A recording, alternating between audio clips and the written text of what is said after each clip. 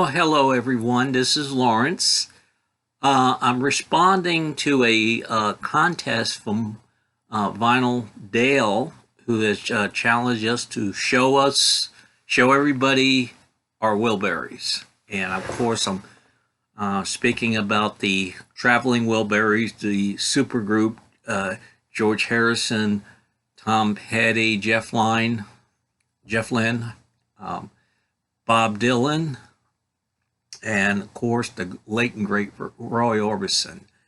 Um, the debut album, Traveling Wilburys Volume 1, came out in May of 1988. Boy, that seems so long ago. And I remember when this album came out, just prior, I heard that this project was underway, and the album came out in like Traveling Wilburys 1. It was like Howie, wow, magnificent. And at that time, I was a member of something called the Virginia Defense Force. We were a organization that was part of a volunteer organization that if the Virginia National Guard ever came out, we were, backup, okay? And it was just, once a month meeting and then twice a year to a camp where we did some training. And my only time that, I had any kind of military background.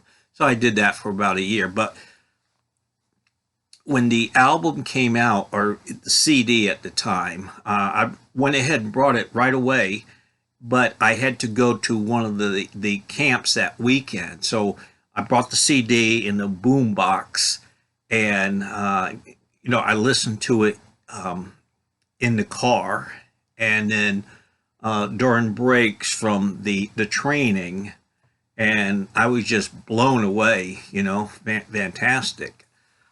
So that was my first experience with the Wilburys, the Traveling Wilburys.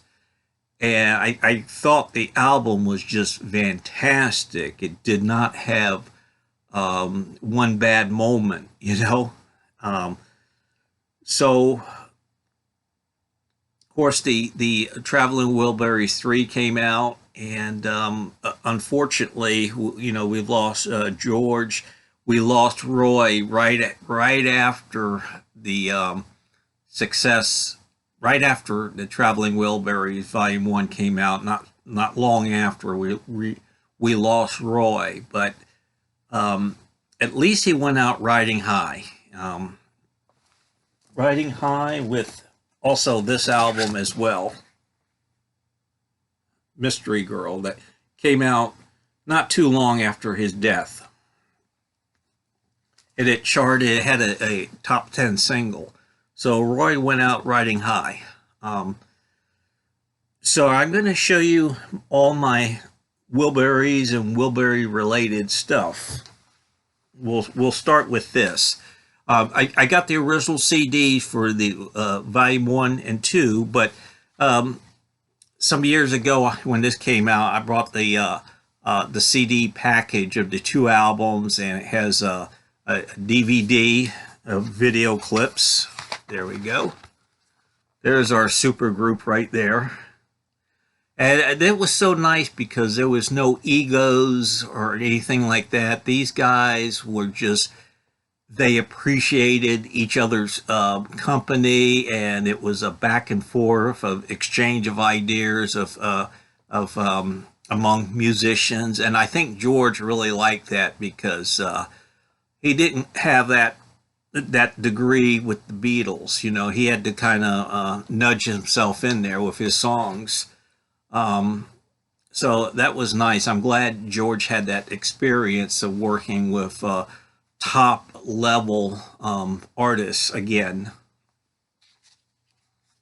So, I got this nice package. There's a booklet in there as well.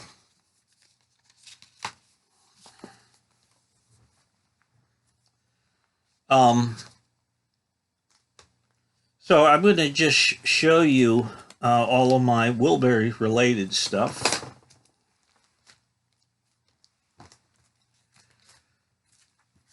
I actually got the album. Now at the time, 1988, they were still producing albums of new releases, okay? Because people had not made the complete version to CDs yet. And so they were still doing limited pressing of albums. And I found this at the thrift store. Beautiful condition, like it's maybe it been played a few times and they took care of it. And so I got the album, and they marked it up a little higher, which is understandable, $3.99. Okay, so that's cool.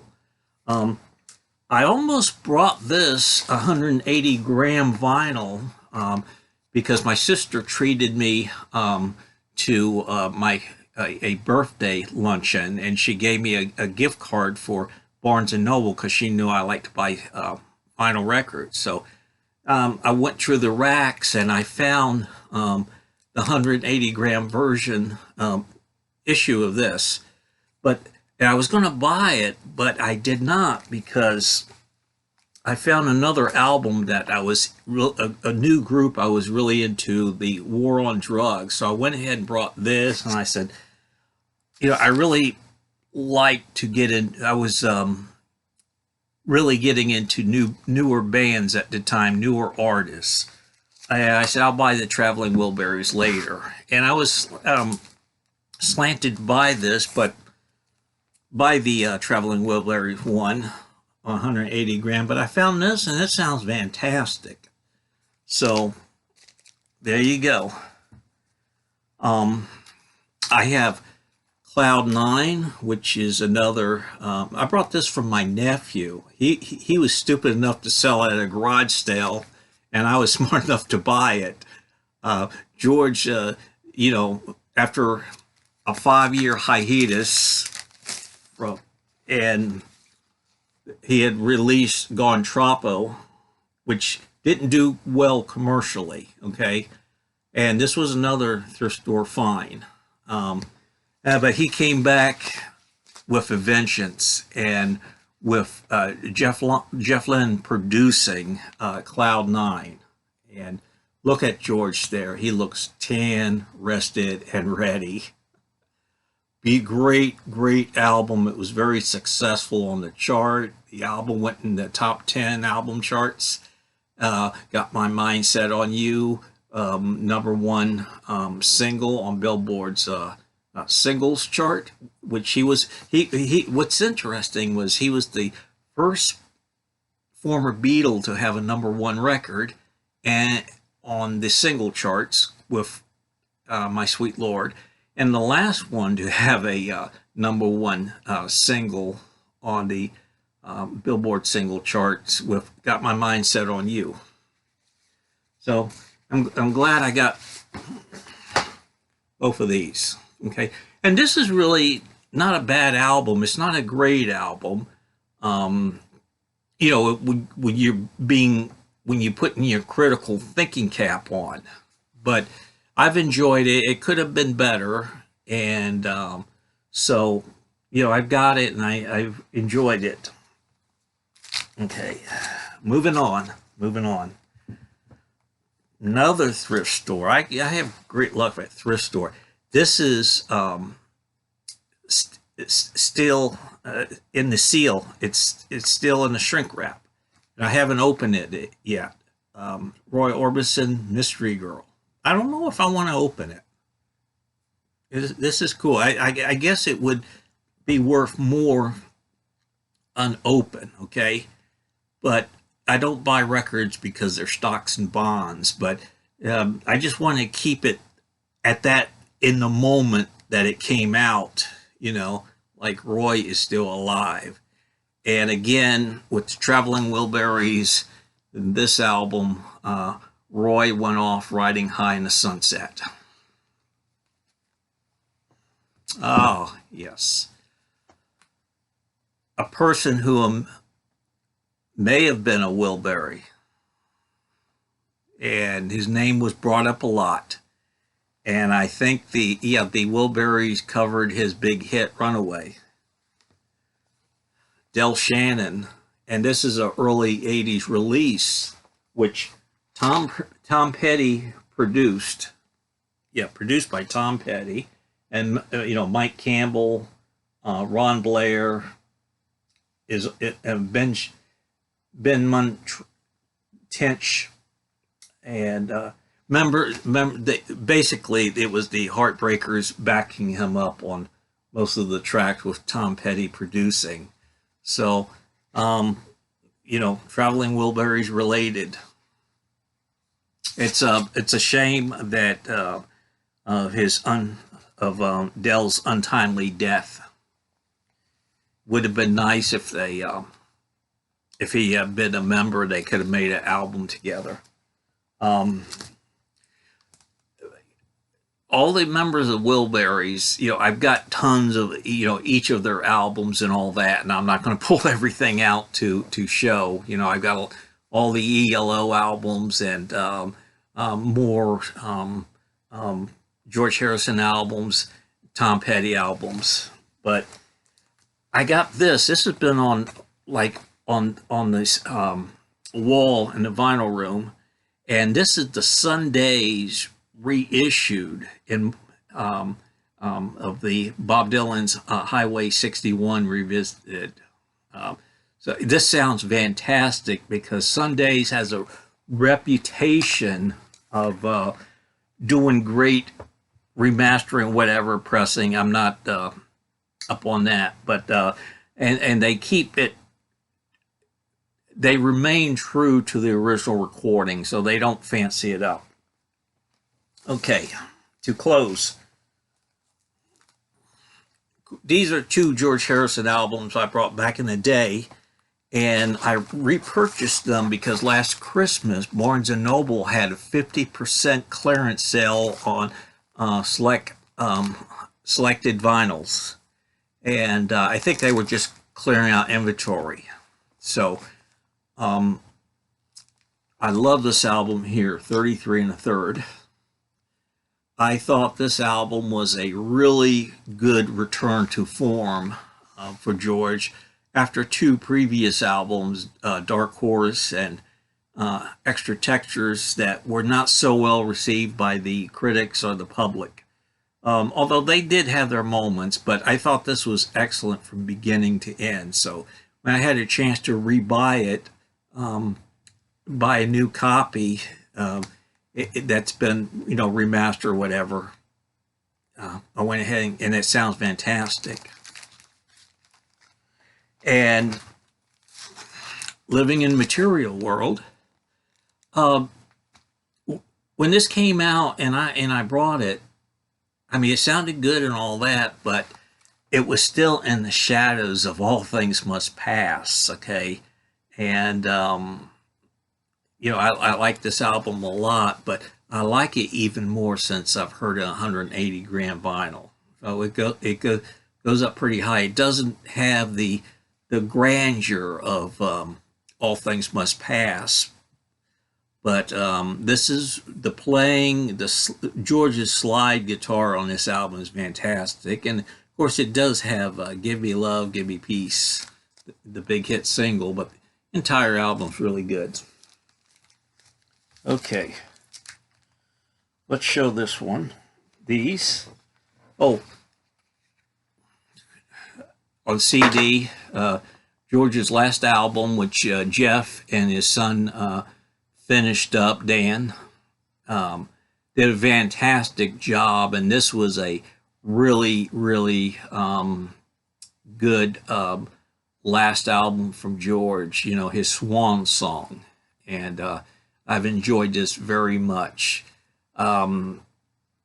If he was still with us, I'm sure he would have made really more great albums, because the creative well had not run dry with George.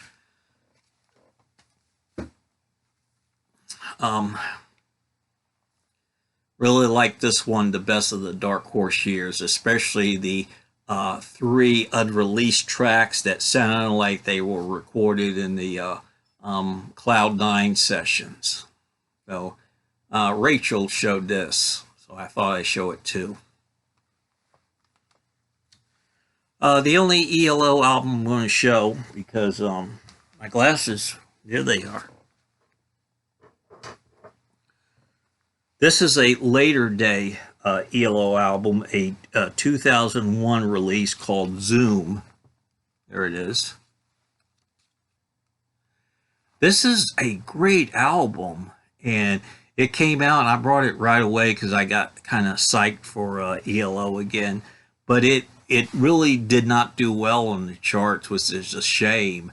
And I pulled this one out because George Harrison and Ringo plays on it. And let me read the tracks they're on here. This is basically a Jeff Lynne album here, okay? And he plays most of the instruments with, guests, with some guests, Ringo and George.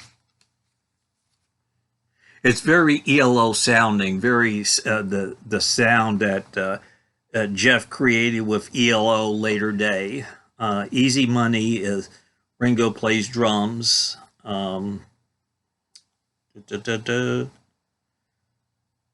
George Harrison also plays slide guitar, A Long Time Gone, and slide on All She Wanted.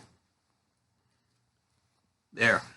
I think the only problem with Jeff these days is not these days, but the last 20 years, he's kind of gotten to a style, a sound, like he's been making the same record for the last 20 years. I mean, they all sound great and all that, but it's the same formula. So, but that's all right. He's still great.